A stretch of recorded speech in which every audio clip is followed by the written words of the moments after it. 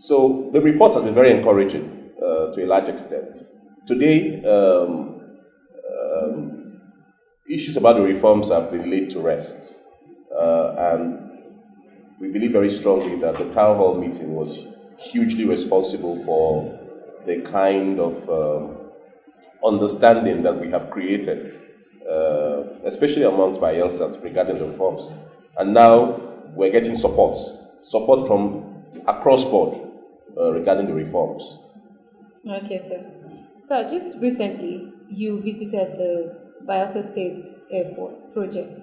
Are you certain that Mr. President is going to commission this project?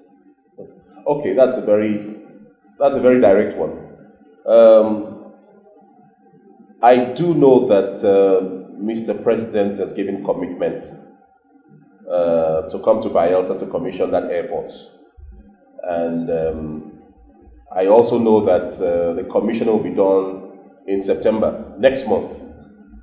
I may not have the exact date yet because the dates will be given by Mr. President himself. But we have a commitment that he will be here come September to commission the airport. Mr. President will come on a 2-day visit to Bayelsa, meaning that he will spend 2 days in Bayelsa. Okay. So that much I can say. And for us in Bayelsa, we're looking forward to that visit. Particularly the commission of the airport, which is, I think, something that is dear to the hearts of most Bayelsans. I'm looking forward to it myself because to think that 20 years after the creation of Bayelsa State, this is the first time we'll be having an airport. It's a big deal to us. It may not be a big deal for those who are familiar with, or to people in other cities where they have airports, but to us in Bayelsa, it's a big deal. Yeah. And it's a big deal because it signposted the beginning of the opening of Bayelsa. The governor keeps talking about bringing Bayelsa to bringing the world to Bayelsa, taking Bayelsa to the world. With that airport will open up a new vista for us in Bayelsa. A lot of people don't even see the economic potentials of the airport. It's not airport for airport's sake. It's airport because it will attract investment, an investment that will begin to change a whole lot in our states. Because you can't expect people to come to your state when they don't have means to come to your state. I mean, the idea of saying, "Oh, we are trying to attract investors." Investors like to go to a place where they can get in with ease and get out with ease. And so with that airport is like a gateway. It's a gateway to new opportunities for us in Bayelsa. I don't want to talk about the other multiplier effects, the fact that it's going to create jobs for our young people. We're looking at both direct and indirect jobs, over 2,000 jobs. But over and above that, with the airport in Bayelsa and with the economic activities around the airport, that itself would also, change the lives of most people. Now, the value of land in that axis has gone up. So, for instance, if you have a piece of land around the airport now, that piece of land, the value of that piece of land has increased. Because if you're going to pay, if the land before now is ₦1 million, you can't go and buy that same land for ₦1 million. So, there's a whole lot that will happen with that airport. Time will fail me to begin to enumerate the benefits, but suffice to say that we're looking forward to it. It will be so nice to get up and hop on the plane from just next door, rather than drive 1.5 hours with all the traffic to Port Harcourt and all that. So we're looking forward to it. Thank you very much, sir. Yeah. Well, on a lighter note, the governor actually made a statement about a week ago, talking about all appointees getting to resign if you have any form of political ambition. Honorable Commissioner for Information, sir, this resignation, do you see it working? Has anybody said putting in their resignation letters? Well, I wouldn't know, but let me say this. A number of our appointees have expressed interest to vie for one position or the other, which is a legitimate thing to do. I think the office of the SSG will be in a better position to tell us who and who have resigned. But I know that a number of them have been putting their resignation. I do believe that in the fullness of time, it will be very obvious. It's a private thing. You don't announce resignation. I mean, all you're required to do, you put in your resignation, take it to the office of the SSG, and drop it there. It is not left for the office of the SSG to say, oh, they are announcing, which they don't have the obligation to do. But a number of them have resigned. At least I know that they have dropped their resignation. I don't think they should make a hue and cry over the resignation. I don't know why are Bayelsa so particular about who is resigning and who is not resigning. I mean, people should mind their business. Because this is like one of a kind. The governor hasn't really come out like this to put a date and say, look, if you're in my cabinet and you are an appointee and you think you want to run for any political position, you should resign on or before suspended. Well, the governor didn't even have to do that. You know, he didn't even have to do that because look, if you're an appointee of any government and you know what the timetables, you know what the timetables are. I mean, you don't have to wait for you to be told to resign. I think it's just a matter of obligation. What is required of you to do is just a proper thing to do. If you're going to run for elections, you need time. Running for an office is not an easy thing. You need time to prepare. If you're resigning now, that means you have the elections are just about 6 or how many months away. Mind you, primaries is just next month. The primaries will be conducted next month, about 16th or 17th of September. So asking you to resign now, you don't even have much time because you still have to do a lot of consultation. You still have to go around and talk to possible delegates that will nominate you at the primary. So it's a lot of work. So asking you to resign now is not like putting a bullet on your head. I mean, it's a proper thing to do.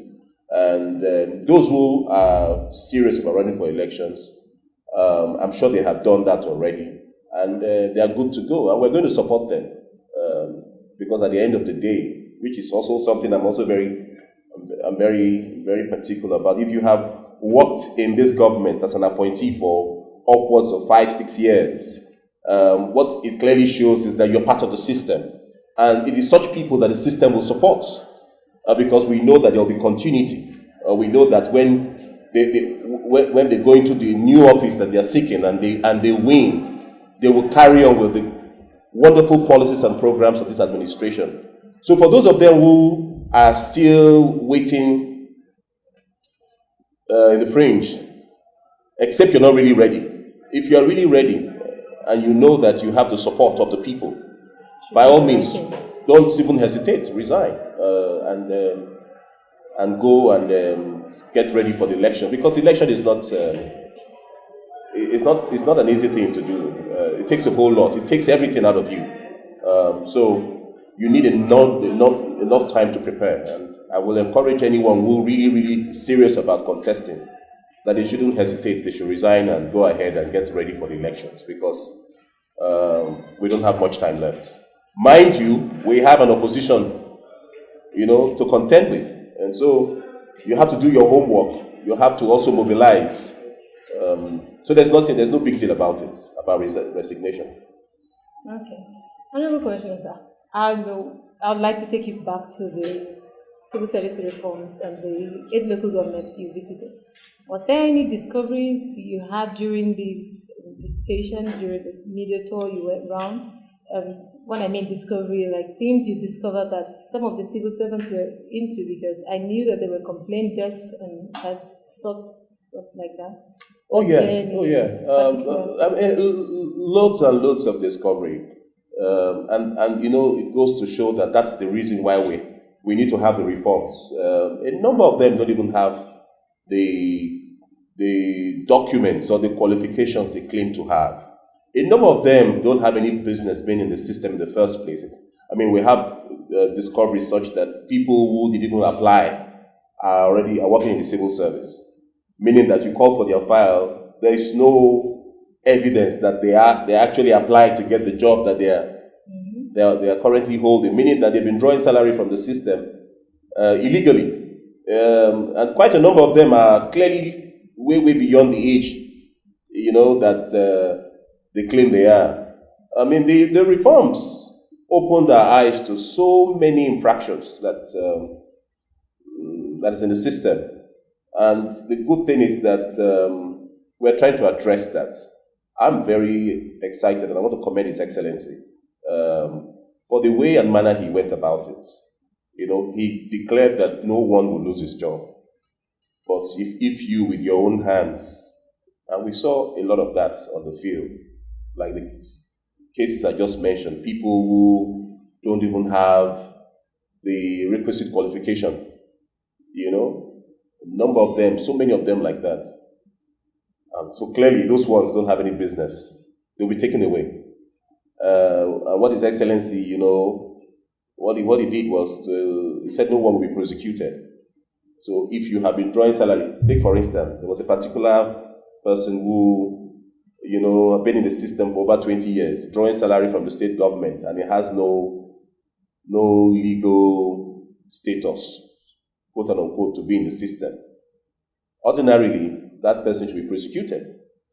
Or you want to talk about the case of someone who inherited his father's employment, meaning that the father died and they simply, put his name and he just carried on and was drawing salary from the system. We had so many cases like that all across board. And at the end of the day, shows that we've been living with this for this long. And our wage bill, little wonder our wage bill is what it is. I mean, Bayelsa, when we came in 2012, the wage bill was close to about 6 billion. For a small state like Bayelsa, in fact, competing with a state like Lagos, and you begin to wonder, where are these people who are really working? Because if you walk into those, ministries, departments, and agencies of government, you will not find the number of people, and compared to the wage bill. But with the reforms, opened our eyes, and so we have achieved a lot. Right now, our wage bill has come down to 3.2 billion. We believe that it will come down even more by the time the various committees are done with their work. We're looking at bringing it down to 2 billion. Bringing that to 2 billion. I think with 2 billion, that will be a fair size, But the truth of the matter is that I think that what these reforms has clearly revealed is that we need to start doing things right in Bayelsa, which this 1,000 job openings that has been created. By the way, they are writing those who have been shortlisted, about 12,000 of them are writing the exams on Tuesday and Wednesday. And again, when I asked the criteria for, there were about 23,000 who applied. 23,000 applied. That also is a clear pointer to the fact that the number of unemployed people, young people in this state, is alarming. So with 12,000 now going for the written exams, we're looking for just 1,000. I said in my remark when they were launching the website that these numbers, these people are Bayelsans. At the end of the day, we're looking for 1,000. But what happens to the 22,000? They are Bayelsans. They need to be engaged. And it brings me back to the point I earlier made. That's why we need to open up the states, like what the airport will do for us. We need to open up the state. We need to allow investors to come in so that these numbers, these huge numbers of unemployed graduates that we have, can be absorbed into the private sector. There's no state in the world where government alone employ people, So how can we get people to be productively engaged? We can only do that if we open up the states, create opportunities for investors to come in where jobs will be created. I'll give an example. I talked about the airport. Both direct and indirect jobs, that's 2,000. Meaning that from the 23,000, 2,000 will find a place to work. If, by God's grace, the brass fertilizer project. Yeah. I hope you're aware of that. Yes. If that one also kicks off, at least that one will absorb another 3,000. That's 5,000 gone already. And there will be several others like that. Opportunities abound in these states. And I want to also encourage our young people, which also we must give credit to the governor. The young people of these states have also been given an opportunity where we're trying to see how people can, on their own, create jobs. You have to be, the best thing you can do for yourself is to be an entrepreneur. But not everybody is gifted, but I mean, that's the best way to go. And government is also providing the enabling environment for young people who have skills. Some people have skills to even make shoes, you know, and wear, do the clothes that you're wearing. And that itself is a way to create jobs. And once they take advantage of that, I think about 500 million has been provided as part of the grant. And I think that's an opportunity. That's a big window for young people to take advantage of that and begin to create jobs for themselves. That is the only way we can begin to address some of these very, very serious issues of unemployment. It's alarming to think that we have that number of unemployed youths in Bayelsa. But, you know, government alone cannot employ everybody. The best way to go is to open up the state like we're doing, and that's why those critical infrastructure that the government is providing will open up the state for investors to come in, for even those of us who are in Bayelsa to also seize the opportunities and begin to create opportunities, create jobs for our young people to be absorbed into the system. I think that by and large, we're getting it right, but we also need our young people also to look inwards and see what they can do for themselves. I mean, the leading companies in the world today are not oil and gas. It will interest you to know. I mean, you all who are into new media, the leading companies in the world today are the Googles and the Facebook. I mean, the amount of money Facebook generates alone can pay, it's even more than what the budget of Nigeria. So what in essence, what we're saying is that, look, it is the brain power that wins at the end of the day. So our young people, especially for those of you who are internet savvy, who are tech savvy, you have a gold mine already to begin to explore those opportunities and see how you can create jobs for yourself. Only yesterday, I called my son in Lagos yesterday because my wife had earlier called me to say, oh, there was a problem in the house that needs to be fixed and all that. And my son said, no, there's nothing to worry about. They've already done it. And I said, how did you do it? They went on their phone and somebody had developed an app that puts professionals with different skills together in one place. And so if you have a problem, just click on that app. It just gives you the name, numbers, phone, the one that is nearest to you. So people are very innovative these days, you know. Somebody came up with Uber. Is there Uber in Bayelsa? There's no Uber in Bayelsa. That's a gold mine already. Instead of jumping keke and be mobbed, I mean, just as you are, pretty as you are with your fine dress and all that, you don't have a car. You can just get an Uber.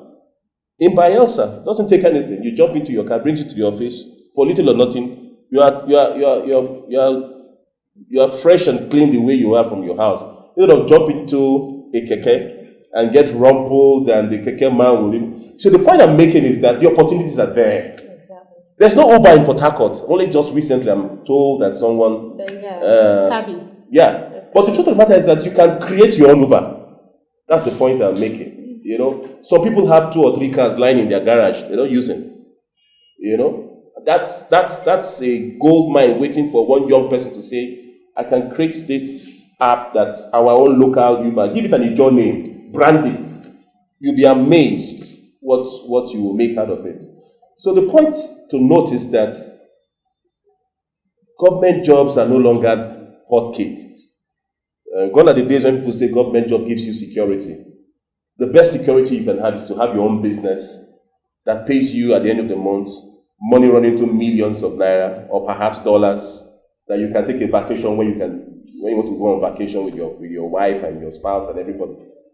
Not government job, because at best, you get paid 100,000 or 50,000. A fresh graduate in the civil service gets as low as 50 or 60,000 or thereabout. And 60,000 can buy your makeup, for instance. So the reality is that we're looking at the wrong direction for solutions. I'm not saying don't work with government, no. But clearly, government job will not give you the satisfaction, the financial satisfaction that you need. Because your children have to go to school. They won't go to public school, especially now that Governor Dickson is making our public school look very interesting. But you want to send your children to private school. Yeah. How can you pay your children's school fees from a government salary job? So the way to go is to look inwards. For those of you who are, and a number of our young people, I interact with them all the time. They are very smart people, but let your smartness be translated into something very productive, so that you can be the manager of your own business and you can create opportunities for other young people to be engaged in your company. And I think that is what we need to do. Honorable Commissioner, sir, I think we have a question from the audience. Okay. Yeah. All right, thank you, sir. This is from Emmanuel Isaac Toye from an online reaction we have here. The question is, with the help of the civil service reform, what is the present civil service workforce in terms of numbers? And sir, those found wanting in terms of project activities, what has been done about them? Okay, because I'm Commissioner for Information, I'm very careful to give figures. But what is interesting to know is that the reforms has really helped a great deal. We have taken over 20,000 of the present workforce, over 20,000 of the present workforce. And we didn't have to sack anybody. We took them out because of glaring infractions, like I mentioned, where the person inherited somebody's employment. Exactly. And there are several hundreds like that. Or someone who is working in the system without even applying in the first place. That person is clear fraud, So we have the reforms has helped us to at least reduce the number of persons who are on our payroll, who don't have any business being on our payroll in the first place, without sacking a soul. The other question was like punitive measures to be taken for those. Well, they should thank His Excellency because he said he's not going to prosecute anyone, and so they should thank him. I mean, His Excellency is a rare breed. That's why we call him the countryman governor, and we all appreciate him. Because at the end of the day, the people you want to prosecute are Bayelsans. But let me also say this, that with that kind of magnanimity expressed by His Excellency not to prosecute anyone, does not give the others the license to carry on with these infractions. I'll give an example. There are certain people within the system, for instance, who are allowed to remain in the system even with glaring infractions. Take, for instance, where we have most of the infractions are grade level and steps. People who are ordinarily from their qualifications ought to be in grade level, say 4 or 5, for instance, have manipulated in such a way now that they are in grade level 14 or 12, and by so doing receiving salary of that grade level that they have manipulated. For such people, His Excellency said, no, don't sack them. Just bring them back to their normal grade level. So if you are collecting grade level of 12 to grade level 12 salary, they will bring you back to your normal grade level. If it is level 4 or level 5 or level 6, they will bring you down there, and you will now be made to be collecting the salary of that particular grade level where you ought to be. That has also saved us a whole lot of money. For me, I think that is enough punishment for that person. So when you talk about punitive measure taken, His Excellency said, no, I won't prosecute them. Because it's a criminal offense. Most of these infractions are criminal offense in nature, and they deserve to be punished. But he has said, no, I will let it go, but the right thing must be done. So if you are in grade level 4 and you are collecting grade level 12 salary, you come down to grade level 4. And you don't even have to refund all that money that you've been collecting. Honorable Commissioner, sir, concerning this bringing you to your normal level, there are some people who have made very, very strong complaints and allegations that during the time of the exercise, they were removed from their appropriate positions and brought back backwards where they're not supposed to be. And then there were some people who also complained that they were on a certain grade level and receiving less than the grade levels. What are you people doing concerning this? Okay, thank you. I mean, that's why we provided opportunity for the complaints desk during the town hall meeting. And I'm happy to note that all of those complaints have been treated? Not treated, have been entered. Okay. Because again, you also have to understand that the complaints are so many. I mean, you need to see the documents. They are in so much. Thanks to Afenfe and his team, they had to also sort out those complaints and put them in such a way that it will be easily identified to which particular committee will handle the different complaints. So they've done that. Our part is to transmit those documents to the head of service, which we have done.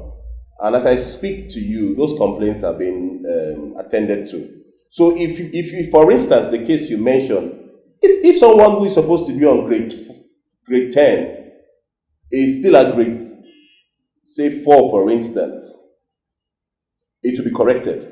That's provided that your documentation, everything is checked and is correct. It will be corrected. I mean, we're not just looking at those who are being unjustly. Okay, this particular group are those who are unjustly, treated. Those ones will correct. But those ones who, like I said, have done it willfully and deliberately, those ones too, we're bringing them back to their normal grade. So every genuine case will be attended to. They can be rest assured. As I speak to you, the committees are still working round the clock, and at the appropriate time, when they are done with their job, I'm sure that every genuine case will be looked into and treated. Honorable Commissioner, sir, the restoration government is gradually winding up.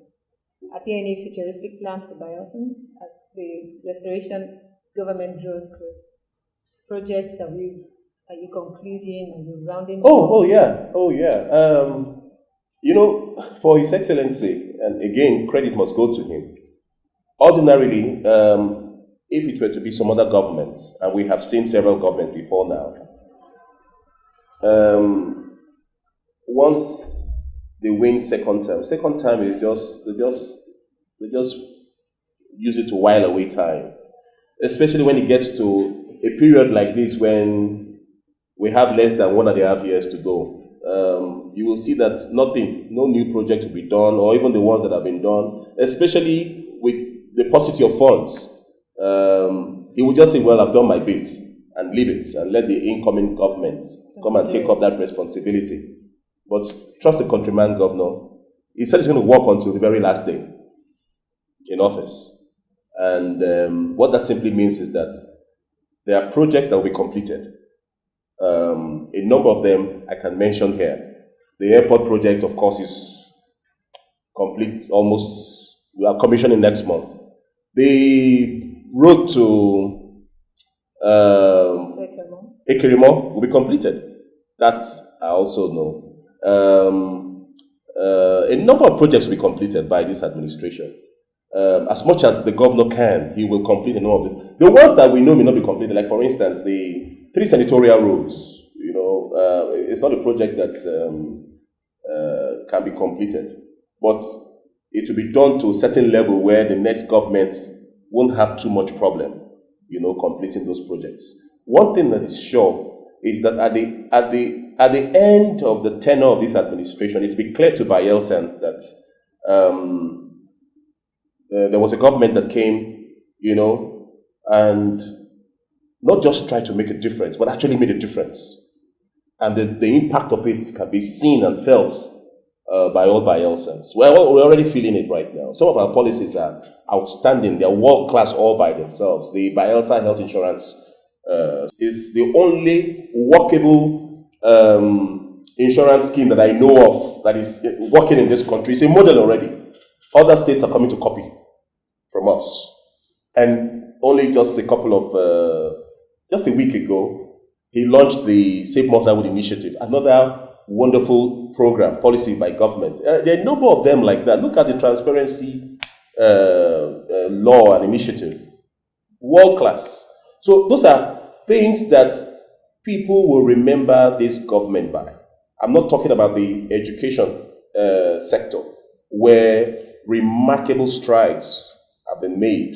Today, the number of children, and that's where I want Bayelsans to begin to look at in concrete terms, how this government has impacted the lives of the people.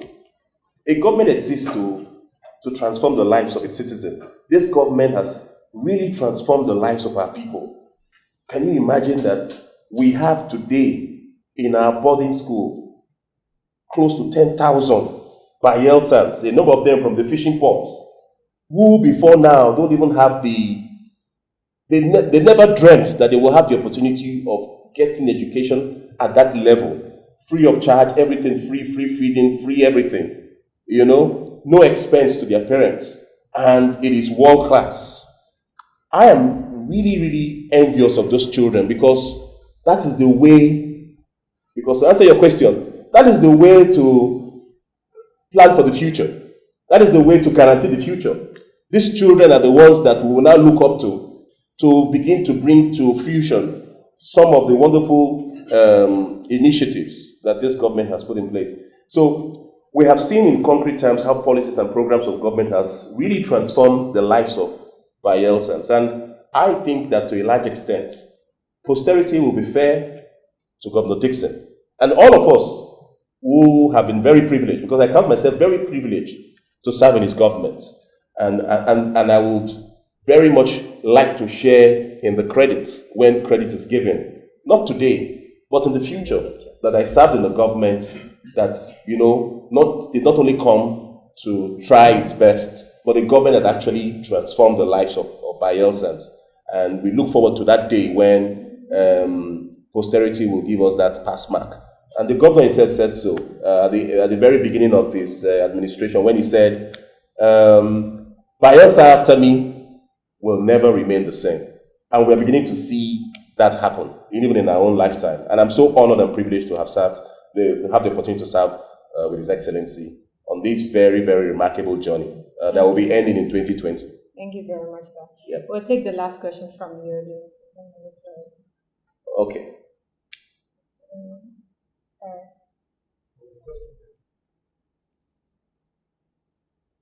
Another question, sir. While we wait for this question, I'm still going to ask you. These mega projects that the government has been doing, people talk about spending too much money on it. Do you think government is really spending too much money on these projects, or throw more lights on this? Well, your definition of too much money, when you look at the benefits of those projects, for instance, the diagnostic center,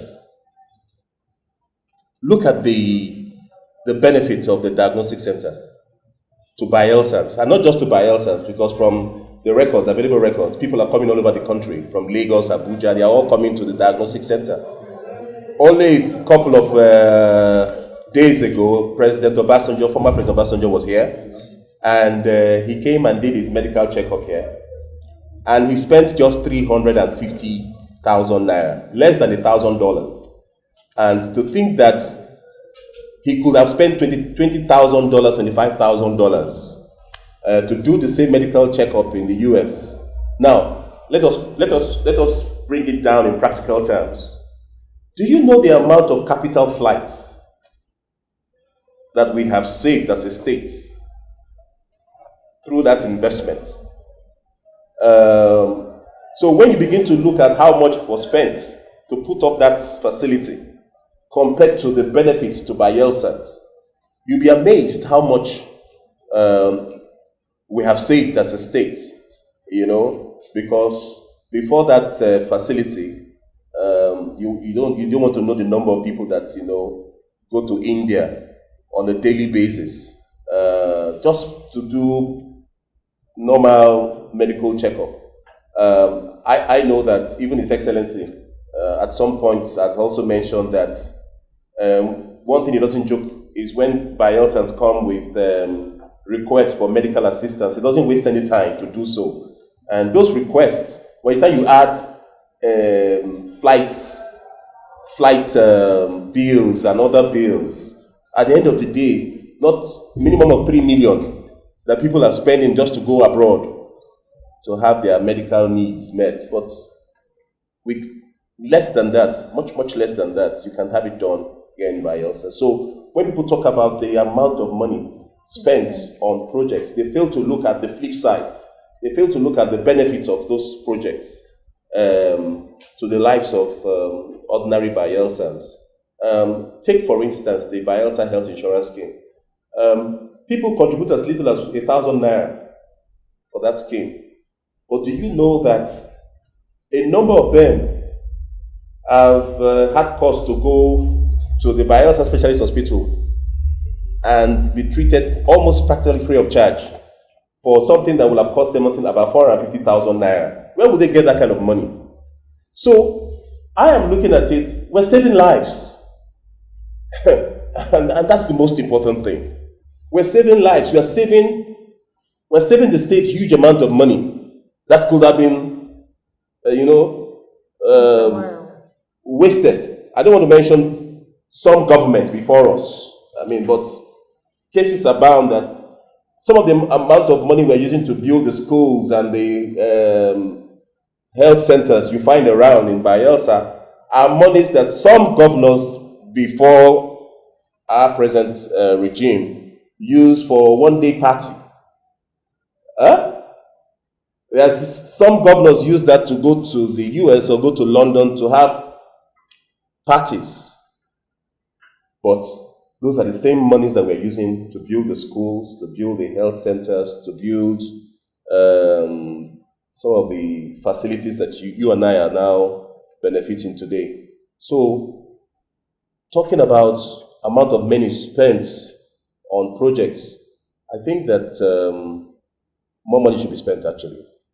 More money should be spent. A great deal of money should be spent. And if the monies that we are saving from the civil service reforms, it will be deployed to those projects. I don't want to go on because for want of time, the Education Trust Fund, look at the children. Free books, free bags, free feeding on a daily basis. Do you know what it means to feed close to 10,000 children? So the point I'm making is that the money that has come into the coffers of government within the last 6 years, compared to the impact that we are now recording in terms of the actual effect of those resources put on ground for the benefit of Bayelsans is nothing compared to the benefits that we are seeing today. And so people will just talk and make reference to, this money is too much and all that. I don't think they know what they're talking about. Thank you very much, sir. It's been a pleasure talking with you. Thank you so My pleasure. much for coming on the show. Thank you. We really hope to have you next time. Look forward to it. Thank you. I appreciate it. That has been the Honorable Commissioner for Information and Orientation. Thank you for joining us on this episode. And we will be joined by the Honorable Commissioner for Works and Infrastructure just shortly. See you by 12 p.m. Thank you, sir.